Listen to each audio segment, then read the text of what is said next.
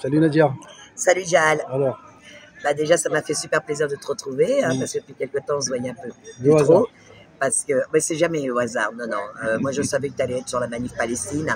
Tu la lis pas. Moi-même, voilà, mes amis, on est sur la manif Palestine. On s'est mis, on s'est mis à côté pour faire une petite aparté. Parce que je trouve que dans les manifs comme ça, Palestine, je trouve qu'ils ne font pas assez la vraie information. Quand je dis la vraie information, ils donnent quelques trucs, mais pas assez pour contrecarrer, on va dire, la propagande des médias, d'accord? Donc la propagande des médias est toujours la même. Là, actuellement, c'est sur le Hezbollah, d'accord? Ils font la même que pour le Hamas. À la différence, si on peut dire, c'est que là, on n'est plus du tout dans la même structure en vérité, on n'est plus dans le même contexte. Le Liban est un pays souverain. La Palestine n'est pas reconnue par les pays coloniaux, mais les autres pays ici, mais en attendant par l'État d'Israël, elle n'est pas absolument pas reconnue. Alors que le Liban, il est réellement implanté, c'est vraiment un pays souverain. Et notamment le Hezbollah. Alors, si on vient maintenant à faire la génésis du Hezbollah, il faut que les gens comprennent bien comment s'est construit le Hezbollah. Le Hezbollah a vu le jour le 16 février 1985, d'accord? Suite à des massacres qui étaient faits à Beyrouth. C'est les massacres à Beyrouth qui ont fait créer le Hezbollah et pas avant. Ils vous disent que le Hezbollah il a été mis en place en 83. Pourquoi en 83? Parce qu'en 83, il y a eu l'attentat de ce qu'ils appellent l'attentat du Drakkar. Mais aujourd'hui, on sait très bien que ce n'était pas les Libanais. On sait très bien qui était derrière cet attentat. Comme d'habitude, toujours la même main, hein, mais un attentat sur un pays, et de là, ils vont dire les conséquences.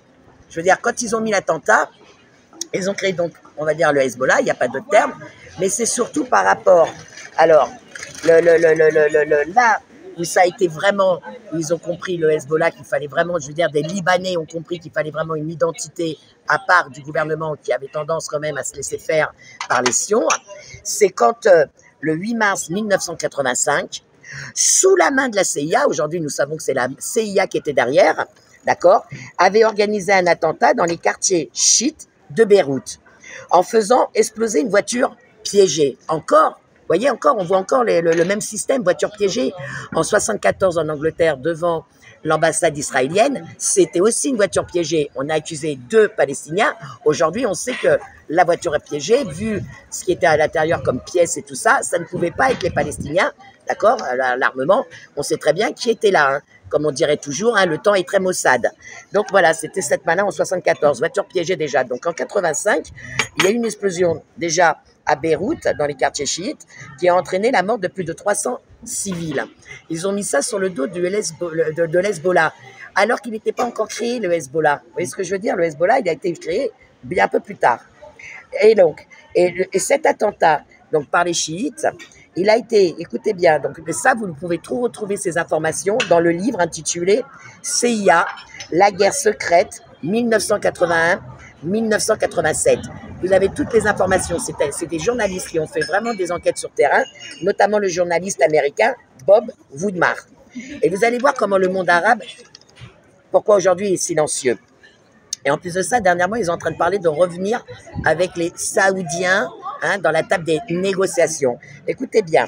Donc, cet Américain, ce journaliste Bob Woodward, il mentionne que cet attentat fut ordonné par William Casey, alors avant, donc directeur de la CIA. À l'époque, c'était lui le directeur de la CIA. Écoutez bien, financé par les services secrets saoudiens, qui a financé cet attentat pour 3 millions de dollars et organisé sur le terrain par un ancien membre du commando britannique,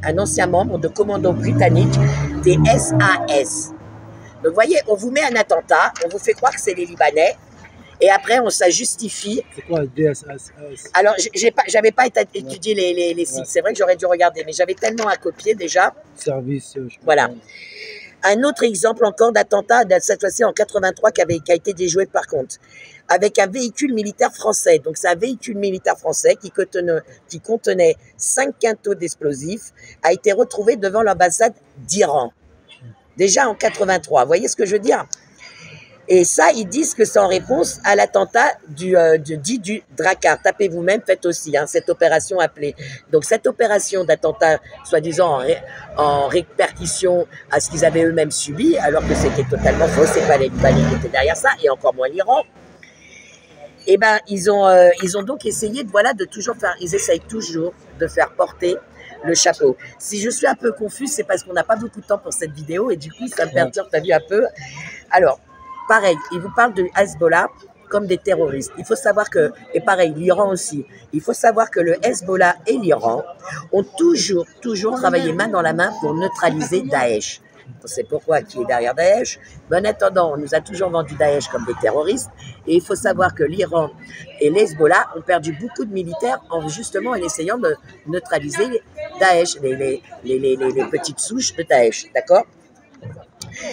Mais là où ils sont très forts, c'est que le Hamas, ils sont toujours en train, alors qu'ils ont été, pareil, il a été élu, hein, mais le Hezbollah, pareil, ils sont toujours en train de vous le faire croire que le Hezbollah, c'est une identité, un mouvement, effectivement, qui a vu le jour en 85.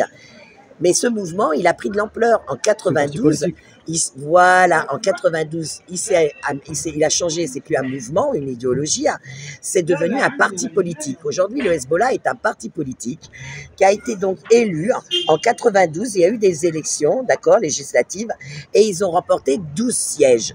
Ces sièges leur a permis justement de faire une coalition. Aujourd'hui, le Hezbollah, il est implanté partout, mais dans toutes les ethniques. Et quand je vous dis toutes les ethniques, sionistes, sunnites, chiites, druzes, allez voir ce que c'est les druzes, ils sont pas mal aussi, hein. Eux sont pas mal radicalisés, mais en attendant, et chrétiennes. Et vous savez comment? Eh ben c'est simple. En 97, ils ont créé des bataillons. Ils ont créé des bataillons de résistance libanaise. Ils s'appellent bataillons de résistance libanaise contre l'État génocidaire. Et ils s'en cachent pas, d'accord? Et donc ces bataillons, alors je vais vous faire le nom phonétiquement, hein. Les bataillons s'appellent Soraya, avec 2 chapeaux sur les 2 A, Al-Mukazama, Libanania. C'est ça les bataillons. Donc le bataillon s'appelle donc Soraya Al-Mukazama Al-Libanayania. Je suis désolée, moi je ne suis pas libanais, vous comprendrez. Et donc voilà, ils ont été créés en 97. Et écoutez bien, ils regroupent des sunnites, des chiites, des chrétiens et ainsi que des druzes. Ils réunissent tout le monde, toutes les ethnies qui sont au Liban, ils les réunissent dans ces bataillons. Et ces bataillons sont formés et armés par le Hezbollah. Et écoutez pourquoi ils ont commencé à attaquer en 2012 la Syrie, parce que la plupart de ces bataillons sont planqués effectivement à la frontière syrienne. C'est ça qu'il faut savoir, d'accord? Donc, en réalité, nous, on sait très bien ce qu'ils veulent faire. Dernièrement, Netanyahou, il a pris la parole, il a montré les cartes. Leurs cartes qu'ils ont dessinées, ça veut tout dire, hein. Il n'y a plus d'Iran, il n'y a plus de Syrie, il n'y a plus rien. Voilà, c'est le grand Israël. C'est la région. Voilà. Mais là où c'est très important à comprendre ça, c'est que par rapport à l'Iran, on me dit oui, mais l'Iran, t'as vu, ils ont bombardé et tout. Moi, je trouve que l'Iran, il n'y a pas assez de riposte. Pour moi, il y aurait dû avoir 100 fois plus de riposte, parce que là, ils vont vraiment trop loin.